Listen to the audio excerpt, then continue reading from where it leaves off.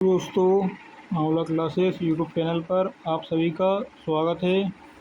आशा करते हैं आप सभी लोग स्वस्थ होंगे, मस्त होंगे और अपनी पढ़ाई को अच्छे से कर रहे होंगे। आज की class pollution control and industrial safety, जो कि पॉलीटेक्निक के सेमेस्टर 4 में सब्जेक्ट है, इसकी आज हम क्लास नंबर 5 करा रहे हैं। जैसा कि हमने आपको बताया था कि हम प्रत्येक सब्जेक्ट की केवल 5 ही क्लासेस कराएंगे, तो आज ये इसकी अंतिम क्लास है। और यदि आपने इन 5 क्लासों को अच्छे तरीके से पूरा कर लिया और इसमें जो भी कुछ आपको पढ़ाया गया है उन चीज़ों को आपने अच्छे ढंग से पढ़ा, तो आपके लगभग 30 से 35 नंबर आराम से आ जाएंगे। तो आइए आज की क्लास हम शुरू करते हैं। जैसा कि आपको स्क्रीन पर पहला टॉपिक दिख रहा होगा, पहला टॉपिक है प्लास्टिक कचरा और इसका प्रबंधन। प्लास्टिक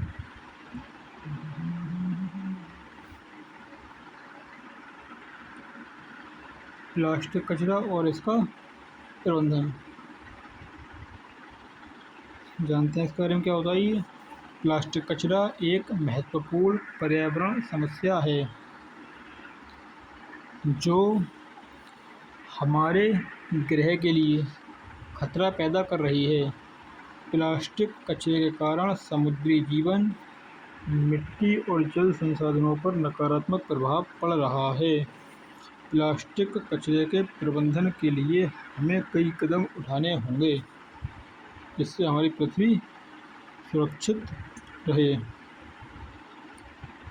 प्लास्टिक कचरे के क्या कारण हैं उनके बारे में जानते हैं। प्लास्टिक कचरे के कई कारण हैं जिनमें से कुछ निम्नलिखित हैं। नंबर 1, प्लास्टिक की अधिक उपयोग। प्लास्टिक है, इसका उपयोग जो है बहुत ज़्यादा हो रहा है। तो प्लास्टिक की अधिक उपयोग के कारण प्लास्टिक कचरा बढ़ रहा है। प्लास्टिक के अनुचित निपटान के कारण प्लास्टिक कचरा बढ़ रहा है। अगला पॉइंट है प्लास्टिक के उत्पादन में वृद्धि।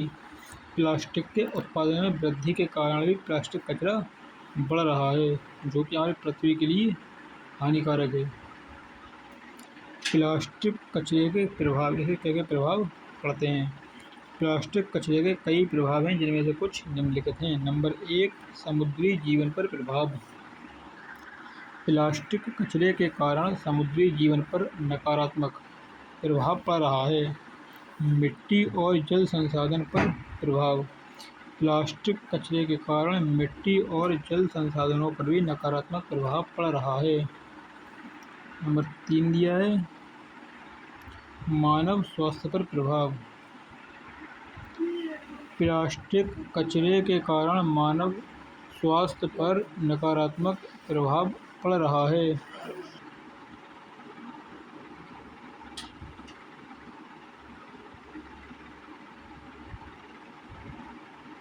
प्लास्टिक कचरे के प्रबंधन के तरीके, क्या तरीके इन्हें जानते हैं। प्लास्टिक कचरे के प्रबंधन के लिए कई तरीके हैं जिनमें से कुछ निम्नलिखित हैं। जिसमें नंबर 1 पे दिया है प्लास्टिक की कमी। यदि हम प्लास्टिक कचरे को प्रबंधित करना चाह रहे हैं तो हमें सबसे पहले प्लास्टिक जो उत्पादन हो रहा है उसकी में कमी करनी होगी। प्लास्टिक की कमी के लिए हमें प्लास्टिक के उपयोग को कम करना होगा। नंबर 2, प्लास्टिक का पुनर्चक्रण। हमें ऐसे प्लास्टिक का प्रयोग करना होगा जो पुनर्चक्रित हो सके, रिसाइकल हो सके। प्लास्टिक का पुनर्चक्रण करने से प्लास्टिक कचरे को कम किया जा सकता है। नंबर 3, प्लास्टिक के अनुचित निपटान को रोकना। गलत तरीके से प्लास्टिक का निपटान किया जाता है, जैसे जलाकर, तो इससे प्रदूषण फैलता है। प्लास्टिक के अनुचित निपटान को रोकने से प्लास्टिक कचरे को कम किया जा सकता है। नंबर 4 पर दिया है प्लास्टिक का उपयोग प्लास्टिक के विकल्प का उपयोग प्लास्टिक के विकल्प का उपयोग करने से प्लास्टिक कचरे को कम किया जा सकता है। निष्कर्ष, इसका क्या निष्कर्ष निकलता है? प्लास्टिक कचरा एक महत्वपूर्ण पर्यावरण समस्या है जो हमारे ग्रह के लिए खतरा पैदा कर रही है। प्लास्टिक कचरे के प्रबंधन के लिए हमें कई कदम उठाने होंगे, जैसे कि प्लास्टिक की कमी, प्लास्टिक का पुनर्चक्रण, प्लास्टिक के अनुचित निपटान को रोकना और प्लास्टिक के विकल्प का उपयोग करना। अगला टॉपिक है ठोस अपशिष्ट निपटान के विभिन्न तरीके। जो ठोस अपशिष्ट होते हैं उसका किस तरीके से निपटान किया जा सकता है, उसके तरीके जानेंगे। ठोस अपशिष्ट निपटान एक महत्वपूर्ण पर्यावरण समस्या है जो हमारे ग्रह के लिए खतरा पैदा कर रही है। ठोस अपशिष्ट निपटान के लिए कई तरीके हैं, जिनमें से कुछ निम्नलिखित हैं। नंबर 1 पे दिया है लैंडफिल। लैंडफिल एक आम तरीका है जिसमें ठोस अपशिष्ट को जमीन में दबाया जाता है। लैंडफिल में ठोस अपशिष्ट को दबाने से पहले उसे संपीड़ित किया जाता है और फिर उसे जमीन में दबाया जाता है। नंबर 2 पे आएगा इंसिनरेशन। इंसिनरेशन एक तरीका है जिसमें ठोस अपशिष्ट को जलाया जाता है। इंसिनरेशन में ठोस अपशिष्ट को उच्च तापमान पर जलाया जाता है जिससे वह राख में बदल जाता है। नंबर 3 पे है कंपोस्टिंग।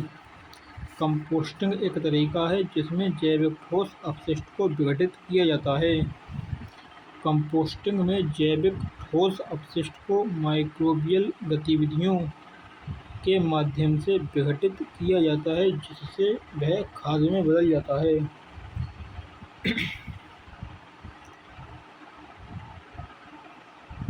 नंबर 4 पे पुनर्चक्रण। पुनर्चक्रण एक तरीका है रिसाइकल एक तरीका है जिसमें ठोस अपशिष्ट को पुनः उपयोग करने के लिए तैयार किया जाता है। पुनर्चक्रण में ठोस अपशिष्ट को संग्रहित किया जाता है, साफ किया जाता है और फिर उसे नए उत्पाद में बदल दिया जाता है। नंबर 5 पे दिया है बायोगैस उत्पादन। बायोगैस उत्पादन एक तरीका है जिसमें जैविक ठोस अपशिष्ट को बायोगैस में बदला जाता है। बायोगैस उत्पादन में जैविक ठोस अपशिष्ट को माइक्रोबियल गतिविधि के माध्यम से बायोगैस में बदला जाता है जो ऊर्जा के स्रोत के रूप में उपयोग किया जा सकता है। नंबर 6 पे दिया है पायरोलीसिस। पायरोलीसिस एक तरीका है जिसमें ठोस अपशिष्ट को उच्च तापमान पर गर्म किया जाता है जिससे वह ईंधन में बदल जाता है। पायरोलीसिस में ठोस अपशिष्ट को ऑक्सीजन की अनुपस्थिति में गर्म किया जाता है जिससे वह ईंधन में बदल जाता है। निष्कर्ष क्या निकलता है इसका? ठोस अपशिष्ट निपटान एक महत्वपूर्ण पर्यावरण समस्या है जो हमारे ग्रह के लिए खतरा पैदा कर रही है।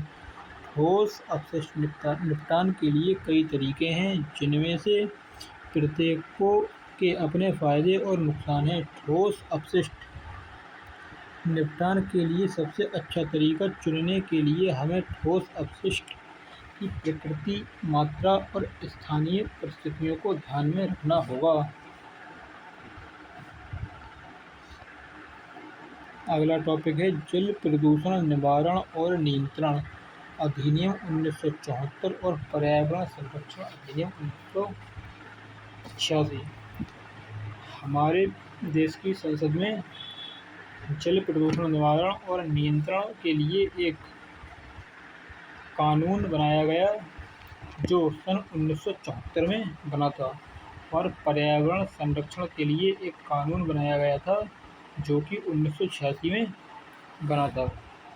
जल प्रदूषण निवारण और नियंत्रण अधिनियम 1974। इसे हम पढ़ते हैं, इसका जानते क्या था।